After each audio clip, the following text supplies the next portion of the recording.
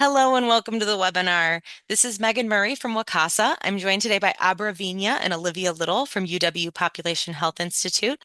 And today we'll be talking about starting a new conversation about sexual violence. Thanks for joining us. Wonderful. Thank you so much, Megan. And it's wonderful to see so many familiar faces and names on the call today. Many of you participated in the process that we went through, the focus groups, to try and find out what's working about how to communicate about sexual violence, what isn't, what sort of additional guidance would be useful to add to everyone's toolboxes. And we're just really excited to be here today and to both share with you what we've pulled together and also get your feedback on how to improve it. Olivia, do you want to add anything? No, just thank you for being here, echoing the thanks for participating in earlier discussions and I'll mostly take notes and whatnot. But yeah, thank you. Wonderful. All right, so everyone can see my screen, yes? Wonderful. All right, so we're here to provide some resources. They were linked in the email that went around inviting you all to the webinar. So hopefully you've had an opportunity to look through them a little bit. We're a little bit more about other folks who are not necessarily able to be here today, but also contributed to the resource. Our colleagues Alyssa and Sarah Lindberg. The UW Population Health Institute. We partner with people that are trying to use data to help change the conditions in their community. And so this is just one of many opportunities that we are really honored to have to contribute to that. Full disclosure, my background is in a lot of violence prevention initiatives where I worked for 10 years at a runaway and homeless youth organization and provided crisis counseling and did a lot of activism when I was in college about sexual violence. So such a delight for me to be able to come back and really do a deep dive in the literature and to talk to all you amazing folks doing the work today. So our plan for today is just going to briefly go through the process of what we went through to get to these, to develop these resources, explore some of the key components, and then we have some breakout group discussion for folks to identify what's working, what's not, suggestions for improvement, and then a little bit of wrap up where we'll come back together in plenary to hear what folks discussed in their groups. So for engagement guidelines in general, we're just asking for folks to participate thoughtfully, be present. If anyone winds up sharing personal experiences, I'm sure as you all know, what's shared here should stay here, but what's learned should leave. We'd like to really get some curiosity and get some new ideas and trust that our intentions are genuinely to be of help. If we created anything that is welcome that feedback, want to do any sort of repair and improve it. So the issue at hand, sexual violence, big problem. Everyone on here knows that the issue is there are so many ways in which we are all conditioned to avoid it, to diminish its complexity and its ubiquity, it just being everywhere. And a lot of people, when they do look at it, they start to get really overwhelmed. And it can be really risky. It can be really difficult to move from like risk and protective factors, like the CDC often talks about it, to concrete strategies. Sorry, that line got moved. And in essence, it's hard to build the people power and solidarity that we need to address this issue. Our project goals were to develop a theory of change, to build on existing brilliance, and to develop at least one brief resource and adaptable guidance. And if you went to the resources, you saw that there was an executive summary, and then we have that much larger document that is for folks that are like really want to dig in and are curious about more resources and also about the literature. So first we did a scan of the existing resources and efforts that our national colleagues recommend that can be found via Google searches. And we had conversations with national and state level educators and advocates. And then we used all of this together to develop an accessible theory of change to create these resources. So the scan of existing resources and efforts, I should say, also included a deep dive into the empirical literature. So all of the research that's been done over the past essentially 50 years about looking at those risks and protective factors among people who have caused sexual violence and among people who have reported sexual violence. And to try to pull all that together into an easy-ish story that we can tell that helps people to be less overwhelmed to understand the size of the problem. So through those focus groups that we held in the fall, we spoke with a total of 41 violence prevention experts from across 17 different states. 14 of the participants were from Wisconsin, and 91% of the people said that they either had lived experience with sexual violence or that they had an identity that is particularly important to have inform these efforts because they're of groups that are more likely to be targeted with sexual violence. A real brief summary, but obviously we'll go into more detail. But when we asked folks like what's currently working in trying to build movements and to invite folks in communities into trying to make changes, we heard a lot about how indirect approaches that emphasize less shameful topics like child maltreatment, that's more one that people like to rally behind, was more effective than talking directly about sexual violence. Wanting to avoid some of the jargon, like talking about patriarchy and rape culture, other things that usually you have to be in certain spaces to ever get exposure to. And while we did hear from a lot of people that were able to be successful using direct strategies, those were primarily in states where it was legally mandated to be part of the universal curriculum in the K through 12 that they had to talk about relationships and about sexual violence, or when the community was already open to addressing it, which is evidenced by the fact that they invited these advocates in to talk. And then we explored a lot of the various conceptual models out there that try to explain why sexual violence happens. And we heard that like they have their value, but their usefulness really varies by context because of all of the things that I already talked about with jargon and it just being real big. The guidance about changing the narrative that's already out there talks about, it all advocates for plain language explanations about what needs to change or how to speed up those changes, but we couldn't find one. And we continuously asked, like, do you have a tool that you recommend that would do this? Because we didn't want to replicate or duplicate other efforts. So if throughout this call you're like, oh yeah, this already exists, we would love to hear about that too, in case we missed it along the way. And then we asked folks what would be helpful. And so they wanted guidance for discussing root causes, and particularly that social ecological model that tries to explain how all the things play a role in creating environments that make it so common. And struggling with a way to talk about sexual violence without shaming, blaming, or overwhelming people was really hard because a lot of times when we are victimized, the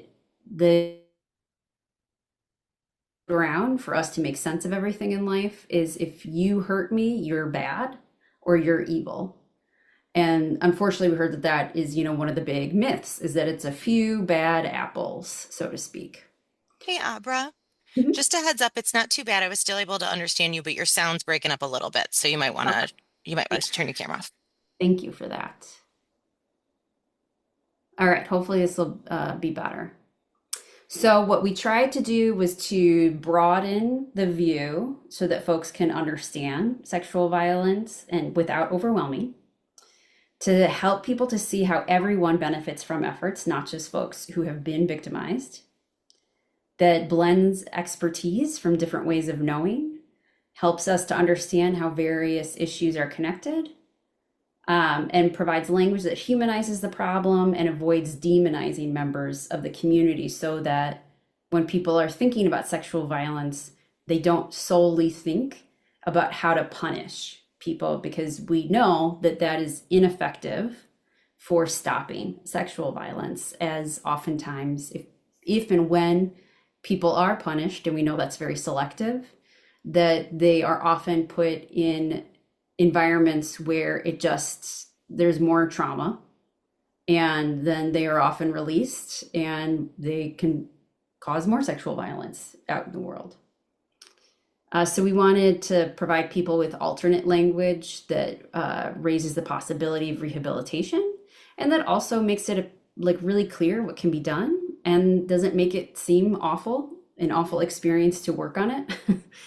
And helps people feel hopeful and get a sense of possibility. So when looking through the different writings and existing theories of change, the understanding of how and why sexual violence happens so frequently ranges from both, there's these stories that we tell about how some lives are better or ways of being are more ideal or natural, and other ways are unnatural or sinful or wrong. Or we often think of those as like isms that suggest that it's normal for some people to have power over others. And then we have these laws and rules and institutions that we've created that makes that real.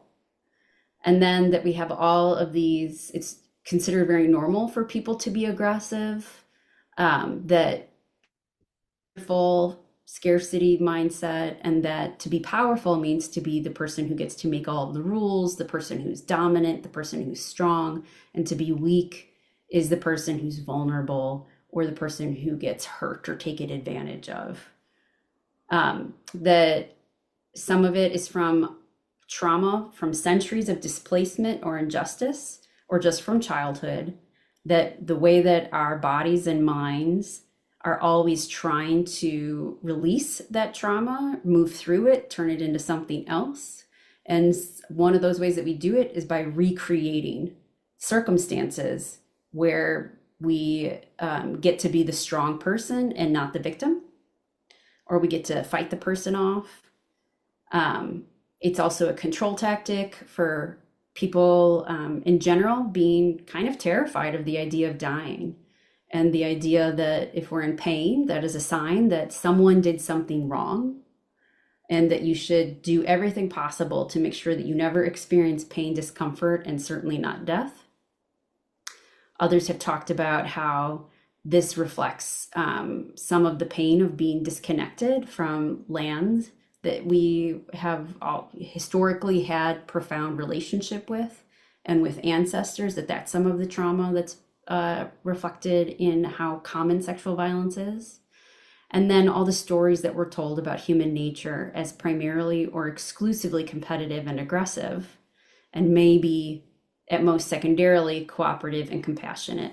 And I say that, I use the word propaganda there because there abounds the evidence that humans have evolved, that survival is actually of the most cooperative, not survival of the most aggressive.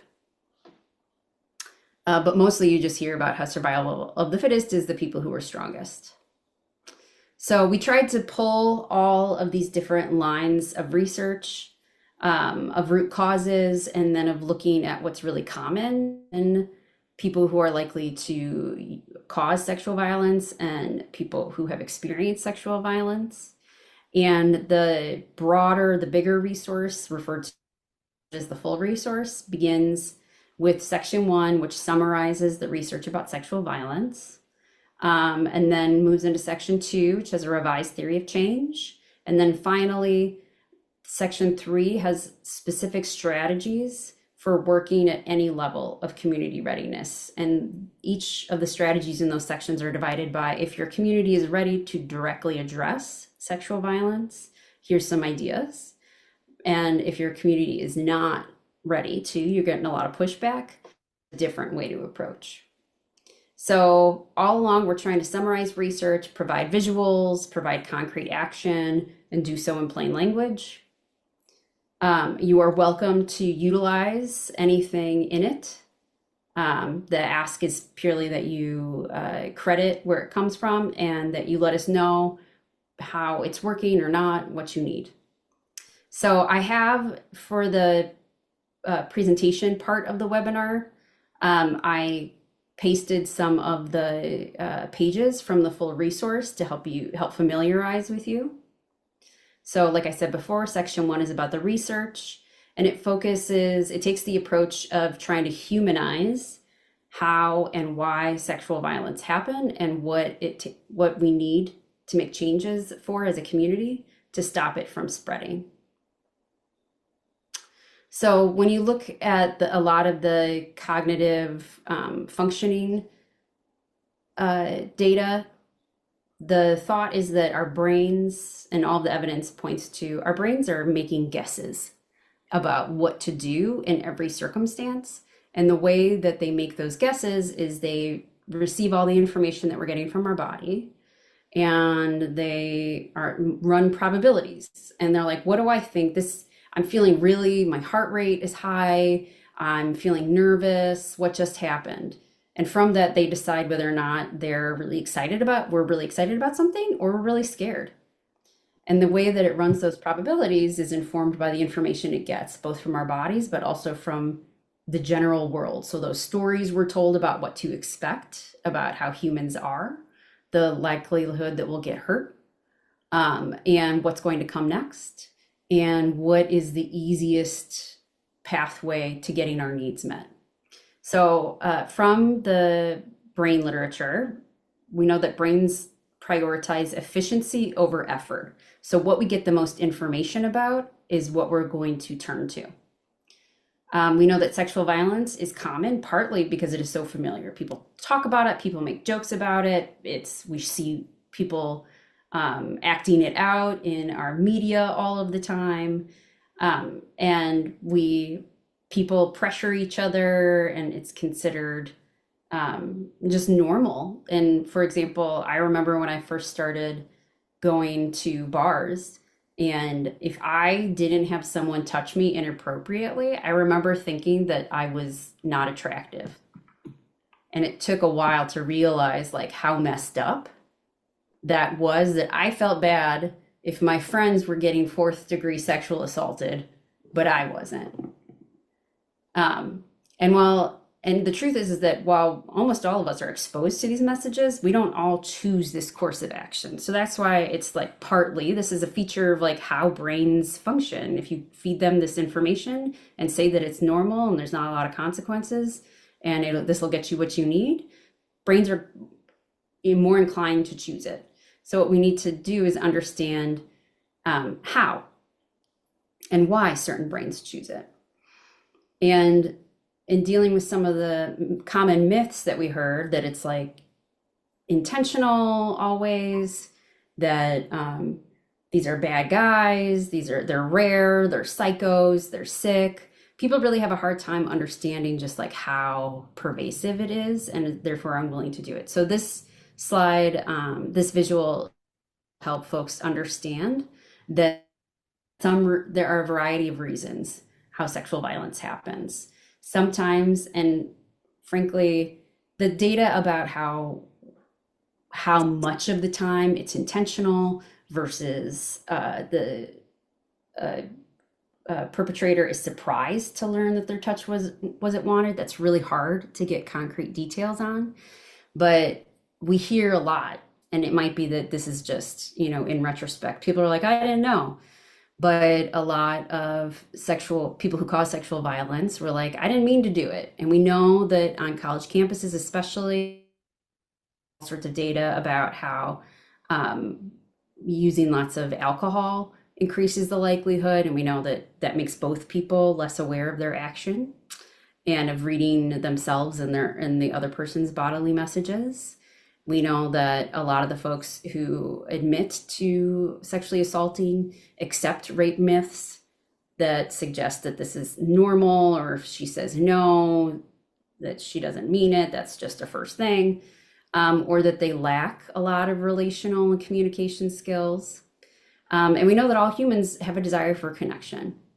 So we're saying that for some folks, it's kind of accidental, but that's willful ignorance, because it's each person's responsibility to track how they are experienced by others including and perhaps especially sex partners. So you may say it's accidental, but that's on you. You should have known better. And then there are some folks for whom it's compulsive, where they're feeling dysregulated, either from trauma in the past, they're struggling with being rejected right now because they have been conditioned to feel entitled to having their needs met, or for they're seeking power in order to survive a situation. So in these impulsive states, we repeat what we've known or what we've seen other people do to manage feelings and protect a sense of self. And then there are a minority of folks who are plan it out, do it completely on purpose. They've stalked someone. They're the Epsteins of the world, where they feel they intentionally use sexual violence to meet their needs because they feel entitled to another person's body. They want to prove that they belong to a dominant group. They use blame and domination to feel powerful or in control. And some people simply derive pleasure from causing pain to others.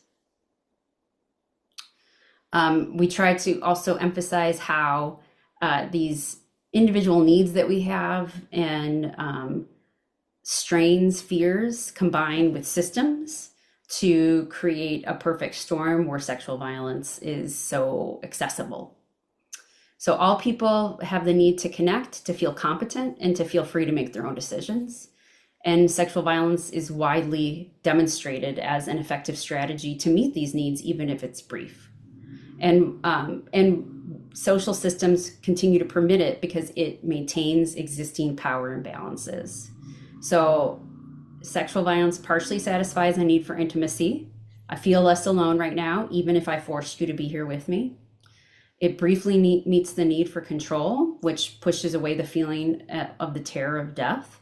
In this moment, I have complete control over another life, and I feel like a god. Some people see it as inevitable, and seeing it as inevitable helps people accept it and accept an unjust system that prevents systems change, because traumatized people don't effectively challenge unjust systems. And we heard this in our own federal government when they talked about all of the efforts in public health. They literally said the goal is to traumatize the professionals of public health to reduce the effectiveness of that workforce. And it's clear that that functions in other ways as well. Sexual violence provides an opportunity to reduce the trauma response from past victimization.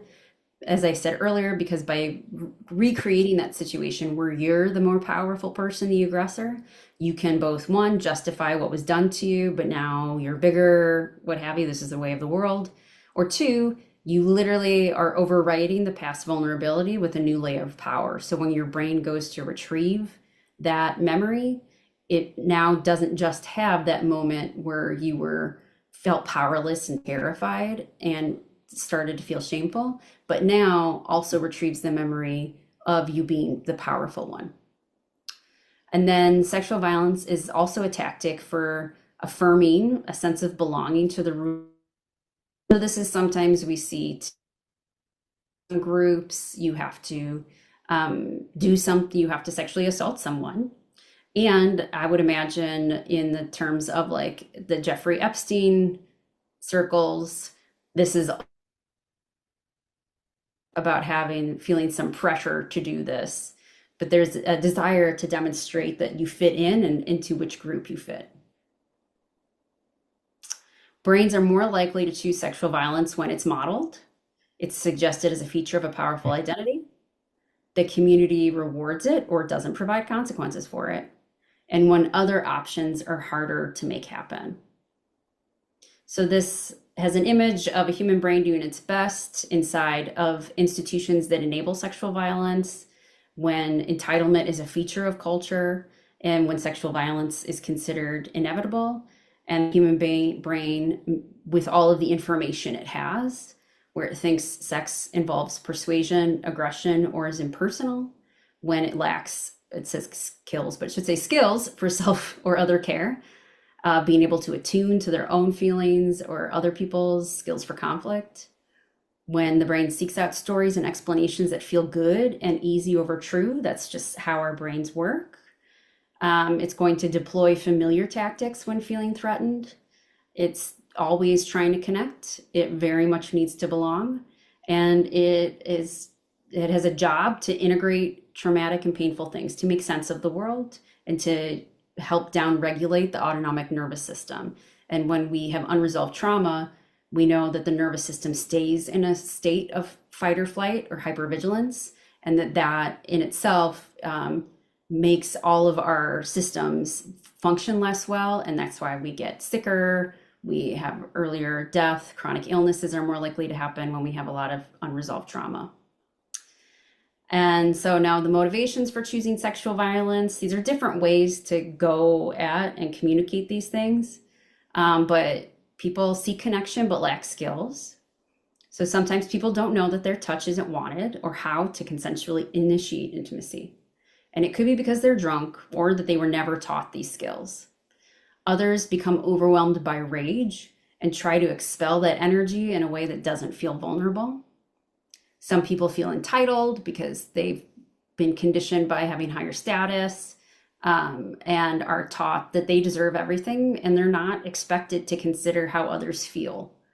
Some people are trying to integrate trauma. Some people seek power and belonging to demonstrate, like, hey, look, I'm part of the ruling class too. And they use sexual violence to resolve feelings of powerlessness. And some people just straight up enjoy domination, usually because of earlier traumas that have really messed with their capacity to connect. But regardless, they're in a place in life where they only experience pleasure when they inflict pain on others or when they feel superior to someone else. Of the social factors that encourage the spread of sexual violence, we have manufactured economic distress. So this is the fact that we have all sorts of laws that enable resource hoarding, or some people having all the money or access to everything, that winds up keeping most of us in some version of survival mode. So this is where you hear the issue where most of us live like $1,000 away from losing our houses, like one major catastrophe or so. And so we are at a level of stress all the time. And the fact that we have so many resources, but legally we allow, 1% of the population to hold 90% of the resources. This makes people vulnerable to coercion and encourages the use of sexual coercion among the powerful. So this is to talk about how a lot of times we get pushed into sex work or into sexual favors in order to keep our apartments, or we have to stay in a relationship or in a marriage because our kids need health care and we can't access it outside of our spouse. The laws and practices protect predators is another social factor. Refers to how the legal precedent is to disbelieve survivors and protect perpetrators, and how seeking trauma for survivors, while punishment typically makes the perpetrator more dangerous. These unpunished experience a sense of entitlement, like, yeah. And then in our society, dominance and coercion are both accepted and respected and expected. And throughout childhood, we see this where children are pressured to ignore their own discomfort and submit to an adult's will. Think about how many times that you went to the doctor or the dentist and you didn't know what was about to happen and it was painful and you were made to just lie there and accept it. And no one was willing to wait for you to grow more comfortable with it, or teachers raise your hand to use the bathroom. There's all sorts of conditioning that we have of ignore what your body's telling you if someone bigger or stronger than you tells you that you must do this. And we're taught that it's the way of the world for the weak to submit to the strong. Then we have all sorts of cultural norms about sex, about relationships, about vulnerability that encourage aggression, entitlement, substance use as a more respectful way to manage vulnerability than actually feeling it or crying or seeking help. And also the messages that we receive about communication during sex. How many TV shows are like, don't ask me to kiss me. Like, aren't you a man? Just kiss me. There's lots of pressure around being confident and not being in relationship.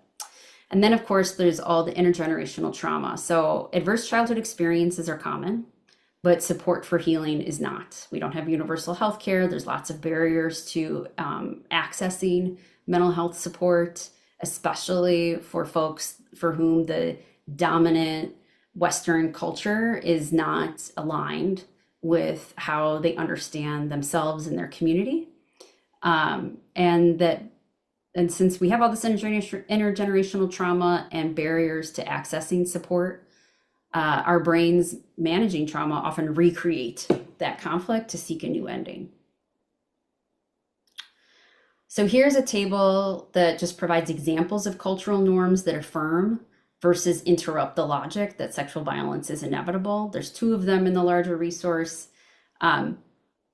So one example, the purpose of communication in like dominant Western white affluent culture, the goal is to win, to talk over each other, to get your way in the end, versus if the goal is to be understood, to get your needs met, to build trust and to understanding, you approach that communication very differently. Or what the meaning of tension or discomfort is. The affirming norm suggests that discomfort is something that is wrong, means that something's wrong, someone is wrong, and it should be relieved immediately. You shouldn't feel uncomfortable. Versus a norm that tension and discomfort are just a part of life and they're necessary for growth. They signal that something needs attention and typically tenderness, not that something is wrong or someone needs to be stopped. And then, of course, definitions of strength and power. I mentioned how an affirming norm is that being strong and powerful is getting what you want, no matter what, versus being strong means handling complexity without getting overwhelmed. It's the adult that can handle a bunch of things happening without screaming at anyone else in their vicinity or breaking something. It means that you prioritize making others feel safe and understood, and that you have the capacity to hold all of the unknowns and the hurts in this world without lashing out. Like that takes real practice. That takes a lot of strength.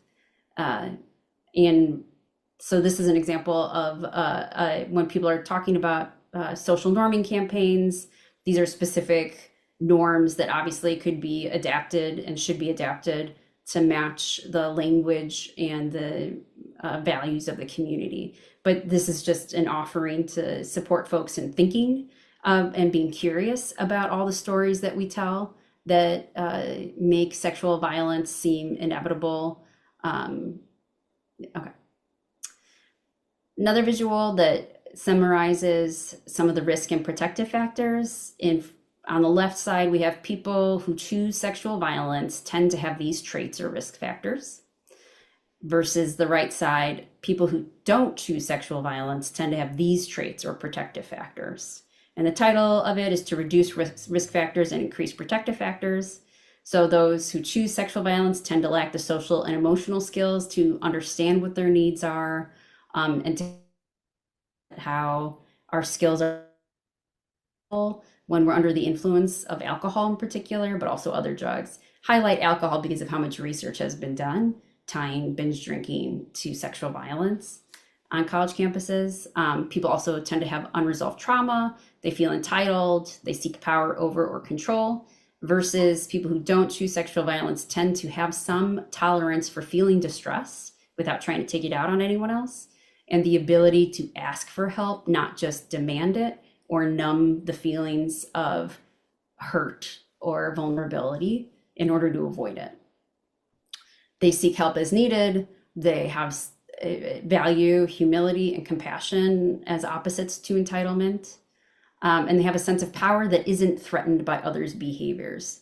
And so they can tolerate being rejected without feeling like this changes who I am and I have to prove that I am in fact this powerful person.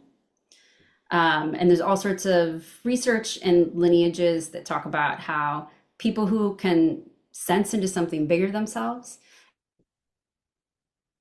part of us that is always untouched by anything that happens in life, understand that distress will pass and challenges, like life's challenges, are going to arise, but it doesn't change who you are. You have always been and always will be whole and loved and connected. That is one of the elements of feeling truly free to decide who you want to be. And that helps folks to get out of just reacting to the messages they receive from their body or from the threats that they feel from other people's expectations. This slide gives more details on the specific skills that are really helpful to have the brain have reference to and exposure to, so that those are accessible when navigating interpersonal relationships, when something feels really important, so that it's less likely to fall into the willful ignorance when you have these skills. All right, so the revised theory of change, taking this approach of people are hurt people, and our society benefits from that happening for a variety of reasons. So how do we change that? And that this isn't a reflection necessarily of a forever flawed human being or morally corrupt person that should just be disposed of, but this is how human beings often react to pain. And with the understanding that some people are very dangerous and do need to be contained, while perhaps working on healing and rehabilitation for them as well. So to prevent sexual violence, we got to change the conditions that make it easy to choose. We did two versions of the theory of change. One that is all words, that covers why it's so common, what needs to change relative to that issue that makes it common, and then how do you work toward this change. So violence is sometimes a symptom of desperation, is enabled by policies that support hoarding resources. So what needs to change? We need policies that keep people in survival mode and enable people to use sexual violence to control others. We need to target those. How do we do this work? We build power to change those policies at the organizational, local, state, and federal levels that ensure everyone has access to what they need to live and die with dignity.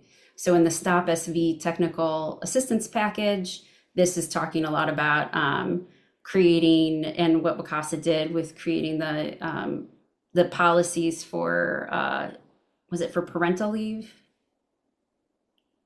But Yes.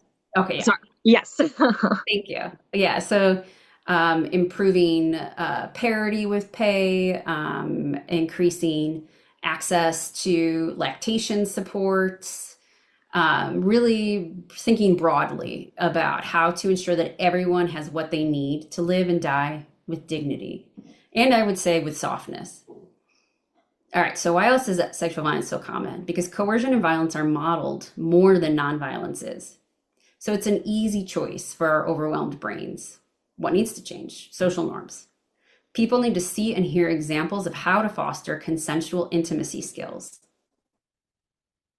How to foster consensual intimacy skills for managing rejection without lashing out. So how do we do this? We train direct service providers in non-coercive persuasion tactics. That's teachers, that's dentists, that's anyone that works with kids. And rejection, we teach them in the homes, in schools, and across the community. Why else is sexual violence so common? We have unresolved trauma, and that spreads trauma. Most people who use sexual violence were once victims of sexual violence. So what needs to change? The fact that there's a lack of access to trauma integration resources, and that there is stigma associated with being victimized or seeking help. How do we do this? We invest in social norming campaigns to address the stigma associated with help seeking. We identify local barriers to receiving trauma integration care and work in coalition to remove them. And finally, too many people think that sexual violence is inevitable. So they don't really support efforts to prevent it, because we have a very individualistically minded society. And so oftentimes people vote against social welfare things because they think, well, I just won't dress like that, or I just won't, I'll be able to avoid it. And so we need to change the messages that are told about human nature that suggest that coercion and dominance are normal and signs of strength. How do we do this? We change the cultural assumptions that suggest sexual violence is a logical conclusion. And we shift the narrative on sexual violence from an inevitable evil to a preventable and treatable illness. We humanize it. Here's an image of what that vision might look like. Sexual violence is rare. When it happens, victims are believed and connected with trauma integration resources, which are abundant. So that's the future that we want to work towards. And I say rare because there are lots of reasons why it will continue, and that this is, I would imagine it would be very, very rare to maybe never over time. But in order to get there, people have to be encouraged to seek care when struggling and engaging in and they also need to engage in self-care regularly. We need cultural common sense that holds that harm reflects on the perpetrator, not the victim. So the victim can never be at fault. This idea that what did you do to deserve this is something to target, and we have been. That perpetrators are held accountable through a consequence pathway that prioritizes treatment and rehabilitation to ensure long-term community safety. That local, state, and federal taxes actively support rehabilitation services for victims and offenders. That it's standard practice to use a trauma-informed approach to service delivery that prioritizes choice and transparency, especially for children. Non-coercive relational strategies are taught and modeled at home, in schools, and affirmed throughout the community. And people are taught to tend to shame with compassion, not hide from it, to identify their own emotions, to communicate without coercion, and to tolerate and release distress in ways that don't amplify it. So a way that amplifies distress is I'm upset, so I hurt you. And then no one can use anyone's basic needs to coerce them into a sexual activity. That people are not compelled to remain in unsafe situations because they lack resources. So some of the goals: create the conditions, tactics, remove barriers to healing, change the cultural assumptions that related to tolerating the existence of sexual violence, shift the narrative on sexual violence from inevitable to preventable. And then in section 3 of the document, each of these targeted goals is covered, and then specific strategies for achieving each one of those goals, organized by how ready the community is to directly address sexual violence versus if they're not ready for that yet, how to target these issues, these goals, without talking about sexual violence. So one of them, shifting the narrative on sexual violence from inevitable to preventable for communities ready to talk about it. One suggestion is to develop locally resonant messaging, so something that connects to the community that you're working with, that really emphasizes the following points: that although most people who perpetrate sexual violence were once victims, the fact that not everyone goes on to perpetuate shows us that there are things that we can do as a community to stop its spread. People can and do change, but not through punishment alone. Sexual violence because how to initiate or negotiate sex. And this is something that can be learned and trained.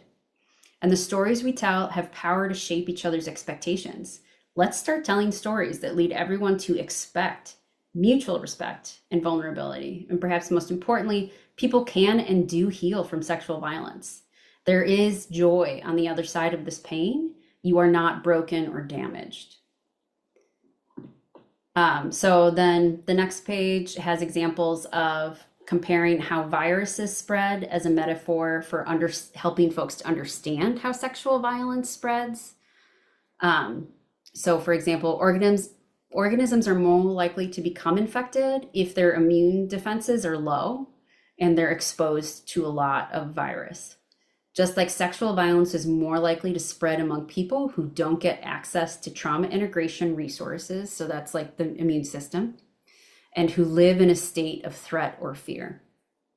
So you're exposed to it, and you don't have a lot of resources for defending against it.